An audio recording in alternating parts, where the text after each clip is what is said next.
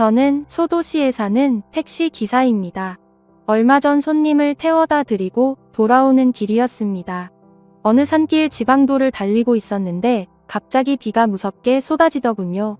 한 치 앞도 분간하기 힘들어 속도를 낮추고 천천히 산길을 기어가다가 갑자기 사람이 도로로 뛰어들어 차를 세웠습니다.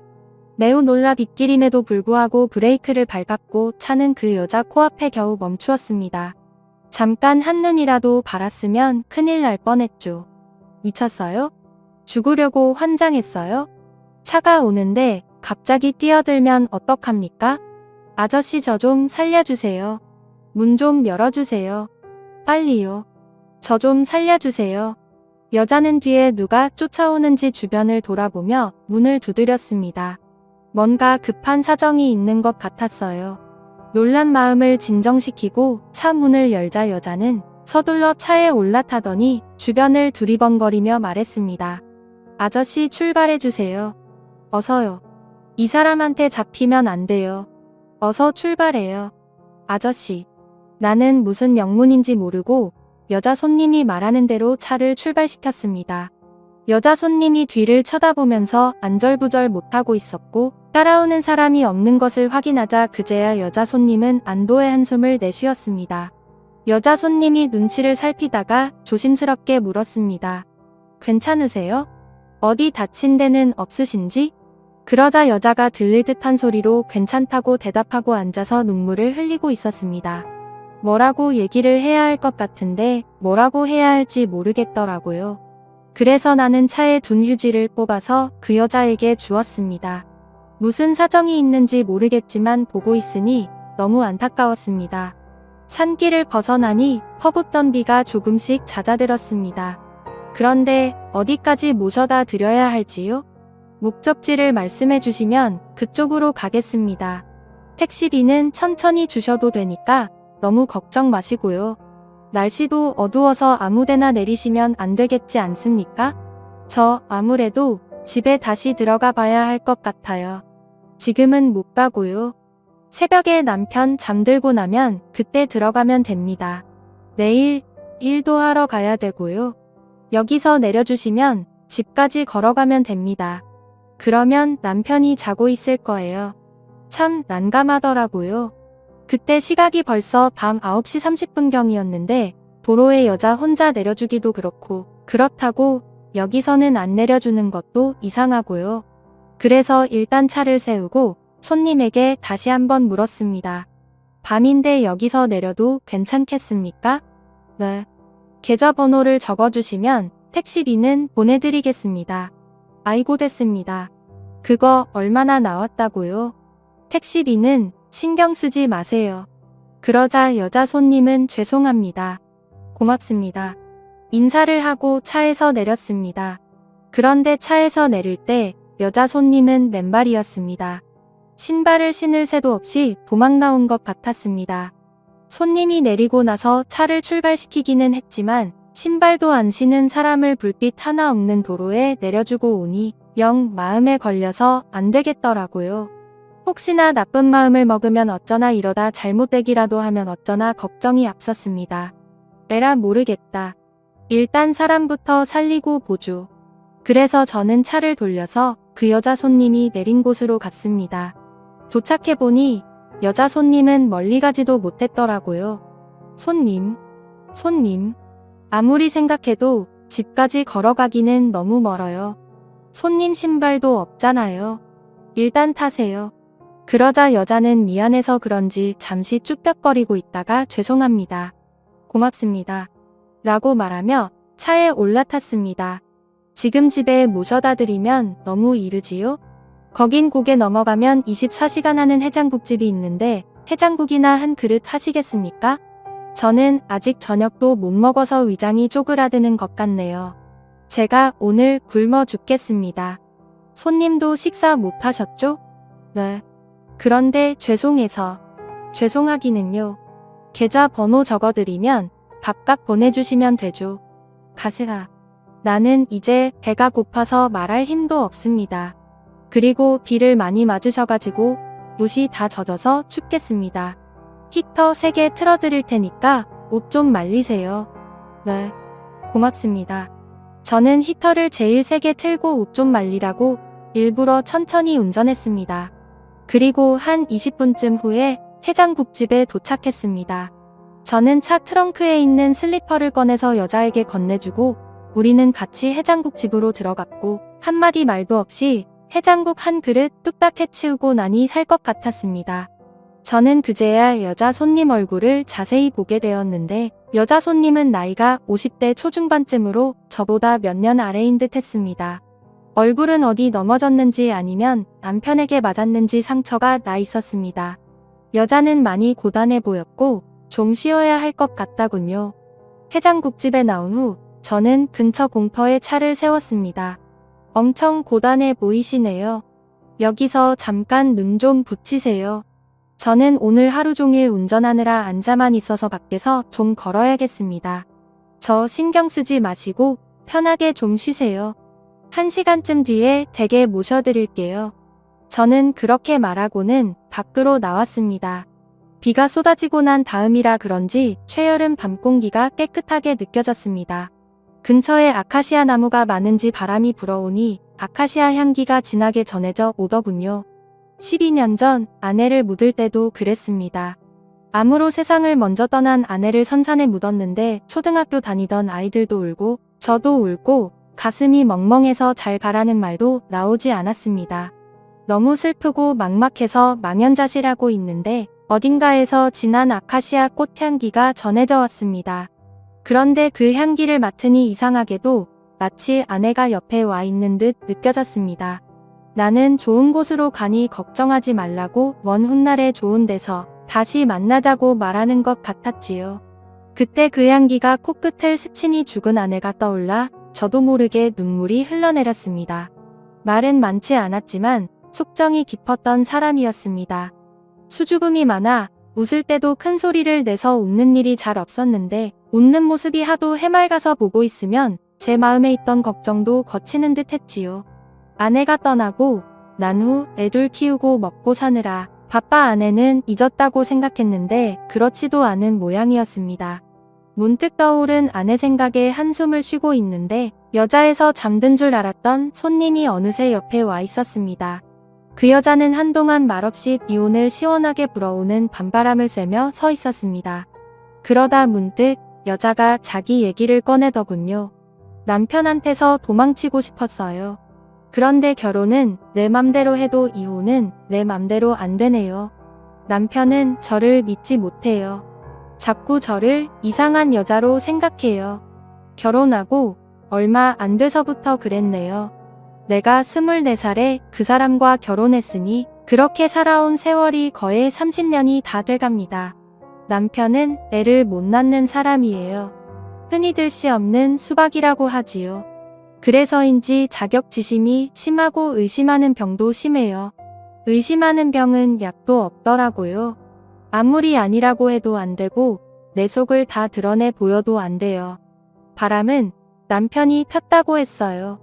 밖에서 이 여자 저 여자 참 많이 만났는데 저한테 들키면 다 저 때문이래요. 제가 바람 피우니까 자기도 다른 여자 만나는 거래요. 그런 적 없다고 아무도 안 만났다고 하면 독한 년이 끝까지 거짓말한다고 해요. 남편이 맘대로 생각하라고 하면 그럴 줄 알았다고 온갖 더러운 욕을 다 퍼부어요. 같이 사는 게 너무 힘이 들어서 헤어지자고 그랬어요. 그랬더니 어느 놈하고 살림을 차리기로 했느냐고 난동을 부렸어요. 사람이 눈이 돌아가서 미친다는 게 뭔지 그때 처음 봤어요. 그때부터 손찌검 하더라고요. 처음에는 그냥 툭툭 쥐어박는 정도로 시작하더니 나중에는 어느 순간부터는 일도 안 하더라고요. 그래서 제가 간병 일을 시작했어요. 제가 간병하는 사람은 나이 많은 노인인데 중풍으로 사지마비가 와서 제대로 움직이지도 못하는 사람이에요. 그런데 간병하는 사람이 남자라고 하면 난리가 날 것 같아서 그냥 여자라고 했어요. 나이 많은 할머니라고. 그런데 어떻게 알았는지 제가 간병하는 사람이 남자인 걸 알았던 모양이에요. 그걸 알고 오늘 난리가 난 거예요. 인연이 간병 핑계대고 첩질한다고 다른 놈 집에 가서 살림 살면서 자기를 속였다고 둘이 같이 죽자고 덤비더라고요. 그래서 도망쳐 나왔어요. 맨발인지 비가 오는지 옷이 찢어졌는지도 모르고 무작정 살기 위해 도망 나왔어요. 다행히 살긴 살았네요. 들어가도 괜찮으시겠습니까?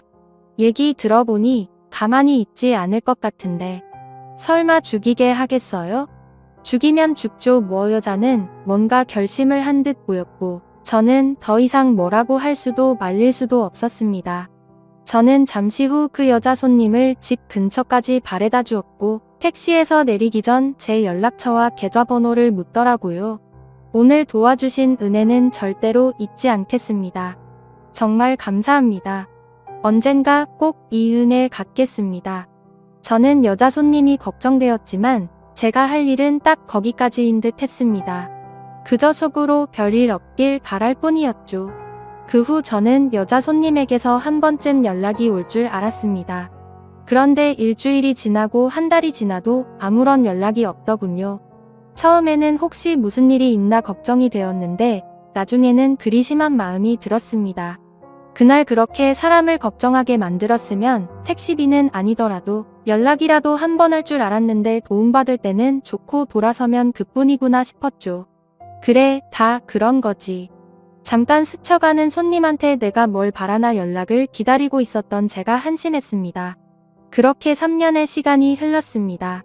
저는 늘 그대로 특별할 것도 대단할 것도 없는 일상을 보냈는데 언젠가부터 몸살이 오는 듯 하더니 기침이 나고 쿡쿡 쑤시는 듯 머리가 아파왔습니다. 저는 감기 몸살인가 보다 싶어 종합감기약을 사다가 먹고 평소보다 일찍 집에 들어와서 일찍 잠자리에 들었습니다. 그런데 자고 일어나도 증세가 나아지지 않고 며칠간 약을 먹어도 차도가 없었습니다. 그제야 저는 약을 잘못 샀나 보다 싶어 병원에 가서 진료받고 약이나 찌어오자 싶어 갔는데 전혀 생각지도 못한 얘기를 듣게 되었습니다. 제가 폐암사기라고 하더군요. 폐에서 시작된 암은 척추를 지나 어깨 머리까지 전이가 되었다고 했습니다. 병원에서 사기 판정을 받은 후 의사가 특별한 증상을 못 느끼셨냐고 묻다군요. 몸살이 난 듯 몸이 아프고 기침이 좀 나고 머리 아픈 것 외에 다른 증상은 없었습니다. 그래서 감기 몸살인 줄 알았습니다. 약국 가서 약을 지어 먹었는데도 나아지지가 않아 병원에 온 건데 그렇게 큰 병인 줄은 생각지도 못했습니다. 그랬더니 의사 선생님이 조금만 일찍 오셨으면 좋았을 걸 조금 늦게 오신 것 같다고 하더군요. 폐암은 원래 초기에는 아무 증상이 없다가 3기가 넘어가면서 서서히 증상을 보이기 시작하는데 가끔은 무증상인 경우도 있습니다. 그래서 이렇게 막바지에 오는 분들이 있는데 폐암이 이래서 무서운 겁니다. 이 상태로는 수술도 힘들겠네요. 그러면 저 죽습니까? 수술이 어렵기는 하지만 길이 없는 것은 아닙니다. 방법을 찾아보고 최선을 다해봐야죠. 의사 선생님이 듣기 좋게 줄러서 말했지만 제 귀에는 그 말이 가만히 없다는 말로 들리더군요. 이런 경우에 보통 얼마나 살 수 있습니까? 대개 6개월 정도 보시면 되겠습니다. 그런데 이건 어디까지나 통계적으로 그런 것이지 환자분이 어떻게 건강을 챙기고 생활하느냐에 따라 상태는 달라질 수도 있습니다. 방사선 치료도 해보실 수 있고 항암 치료도 원하신다면 하실 수 있습니다. 그래서 제가 그런 치료를 하면 병이 낫느냐고 물었더니 그건 아니지만 치료가 잘 되면 수술을 할 수 있을 거라고 하더군요. 한마디로 수술하기 위해서 치료를 받아보자는 거였습니다. 그래서 저는 그러냐고 잘 알겠다고 하고 병원을 나왔습니다. 도저히 엄두가 나지 않았습니다. 산다는 확신도 없이 항암 치료를 받고 고통을 참아낼 자신도 없었고 그 많은 치료비를 감당할 돈도 없었습니다. 아내가 떠나고 난 후 아들 하나 딸 하나 키웠는데 아들은 군대가 있고 딸은 이제 대학교 3학년 들어갈 돈은 많은데 돈 낳을 구석은 없는 상황이라 그저 앞이 막막할 뿐이었습니다. 애들도 다 컸고 세상에 나와서 내가 해야 할 일은 어느 정도 다 했나 보다. 그래서 이제 아내 곁으로 오라고 부르시나 보다 생각했습니다. 그래 갈 때가 됐으면 가야지. 조금 빨리 가고 조금 늦게 가는 것 뿐이지. 누구나 한 번은 다 가는 거 세상은 불공평해도 죽음은 공평한 거야. 태어나서 고생만 하고 살아서 그런지 사는데 크게 미련도 없구나. 여보 나 이제 6개월 남았대. 당신이 내가 보고 싶어서 일찍 부르는 거지? 내가 많이 그리워서 그러는 거지? 조금만 기다려. 내가 애들 마음 아프지 않게 정리 잘하고 갈게. 오래 안 걸려. 6개월이니까. 어쩌면 좀 더 빨라질 수도 있고. 좀 이따 만나. 내가 가면 마중 나와. 마음은 담담한데 왜 눈에서는 눈물이 나는지요. 아무리 욕심없고 미련 없다 해도 마음 한 구석에 버리지 못한 욕심이 있고 세상의 미련은 남은 모양이었습니다. 왜 눈물이 나는 거야? 다른 사람에 비하면 나는 얼마나 행복한 건데. 돈 많고 두고 갈 것 많은 사람은 가는 게 얼마나 괴롭겠어. 나는 별로 가진 것도 없고 남길 것도 없으니 그냥 홀가분하게 가면 되는 거야. 눈물 날 것 없어. 다른 복은 없어도 죽는 복은 타고난 거야. 저는 택시를 또 그만두고 주변을 하나씩 정리하기 시작했습니다. 지구에 사시는 형님 형수님도 찾아뵙고 부모님 산소도 보고 아내도 보고 왔습니다. 그리고 그날 집 앞에 웬 여자가 우리 집 대문 앞에 서서 집안을 들여다보고 있었습니다. 저 누구 찾아오셨습니까? 제 말이 끝나자 그 여자가 뒤돌아봤는데 어디서 낯이 많이 익은 사람이었습니다. 저 모르시겠어요? 그때 비 오는 날 저 공짜로 택시 태워주셨잖아요. 해장국도 사주시고. 그 얘기를 들으니 그때 그 일이 생각이 나면서 여자 얼굴을 알아보겠더라고요. 저는 너무 반가워 저도 모르게 그 여자 손을 덥석 잡았습니다. 어이구 세상에 왔어요. 정말 오랜만입니다. 그동안 잘 지냈습니까? 집에는 잘 들어갔는지 어쨌는지 많이 궁금했습니다. 어떻게 알고 찾아오셨습니까? 그때 택시가 회사 택시여서 찾아갔어요. 제가 너무 늦게 인사드리지요. 진작에 오려고 했는데 그때 적어주신 연락처 남편이 불살라버렸어요. 집에 도착했을 때 그 시각까지 남편이 안 자고 있더라고요. 어디 갔다 왔느냐고 도망가버린 줄 알았다고 미안하다고 하더니 제 손에 쪽지가 있는 것을 보고 놀라게 됐어요. 밖에서 남자를 만나 다니는 것을 알게 되어 온갖 욕을 듣고 쪽지를 가져가 라이터불로 태워버렸어요. 그때는 저도 같이 미쳐버렸습니다. 무슨 정신이었는지 차라리 날 죽이라고 이렇게 사느니 죽는 게 낫다고 덤볐어요. 그리고는 실제 상황을 알게 된 거예요. 그렇게 한동안 병원에서 신세를 지냈습니다. 병원에 있는 동안 사람들이 왜 그러고 사느냐고 경찰에 신고하고 병원에 가서 다시 돌아가고 싶었죠. 그런데 그날 밤에 병원에 도착한 남편이 다시 돌아가고 싶었죠. 그렇게 한동안 병원에서 신세를 지냈습니다. 병원에 있는 동안 사람들이 왜 그러고 사느냐고 경찰에 신고하고 이혼하라고 하더라고요. 그 정도 되면 남편이 이혼 안 해준다고 해도 이혼할 수 있다고요. 그때까지 남편이 이혼 안 해주면 이혼도 못하는 줄 알았는데 주변 사람들이 알려줘서 이혼할 수 있었어요. 그 지겹고 지독한 집구석을 그렇게 벗어났네요. 그런데 얼굴이 많이 상하신 것 같아요. 어디 아프세요? 많이 아프지는 않은데 얼마 못 산다네요.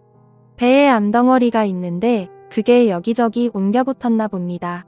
그래서 갈 준비를 하고 있었습니다. 그런데 죽기 전에 이렇게 만나게 될 줄은 정말로 몰랐네요. 제가 얘기를 하자 여자는 너무 놀란 표정으로 저를 바라보더니 가자고 병원에 어서 가자고 하더라고요. 아니 어떻게 죽는다는 말을 어떻게 아무렇지도 않게? 그러는 거 아닙니다. 세상에서 목숨만큼 귀한 것이 없는데 죽는다니요. 해볼 만큼은 해보고 갈 때는 후회 없이 가야 되는 겁니다. 아무것도 안 해보고 그렇게 가면 억울해서 죽어서 눈도 못 감아요. 어서 가십시다.